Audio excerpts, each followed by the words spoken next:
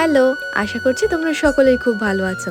আর এইদিকে দেখো আমি আমার সাম্রাজ্য নিয়ে বসে পড়েছি। আর আজকে কি কি নিয়ে বসেছি সেটা তোমাদেরকে দেখাই। এই কদিন আমি যে কটা নার্সারিতে গেছি সব জায়গা থেকেই এক একটা করে বেগুনের চারা নিয়ে এসেছি।